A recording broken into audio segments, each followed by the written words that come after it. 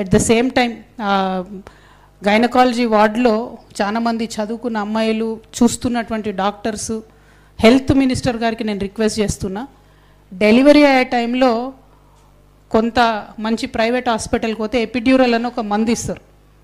ఆ మందు ఇస్తే నొప్పి లేకుండా డెలివరీ అవుతుంది. ఇప్పుడు గవర్నమెంట్ హాస్పిటల్లో 500 డెలివరీలు అవుతున్నాయి నెలకు. ఒక 250 అందులో సిజేరియన్సే అవుతున్నాయి, ఏదో ఒక కాంప్లికేషన్ ఏదో ఒకటి. ఇంకొక 250 మంది మాత్రం ఇంకా ఆటవిక కాలంలో, మందులు లేని కాలంలో ఏదైతే ప్రసవ వేదన ఆడబిడ్డలు పడ్డారో అదే వేదన బిడ్డలు కానేటప్పుడు ఇక్కడ పడే పరిస్థితి ఉన్నది. దయచేసి మనం ఒక పాలసీ చేంజ్ చేసుకుందాం. I'm requesting the government. Damodar Rajanarasimha గారు చాలా జెంటిల్మెన్, ఆయన నేను రిక్వెస్ట్ చేస్తున్నా through media, kindly let us introduce epidural.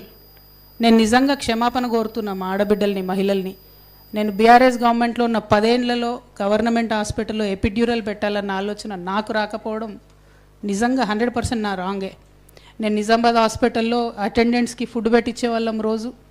ఖచ్చితంగా ప్రతి పర్యటనలో హాస్పిటల్కి వెళ్ళి చూసేదాన్ని, కానీ ఈ విషయం నేను స్కిప్ అయినా. ఖచ్చితంగా దయచేసి ఇది పెట్టుకోవాలి.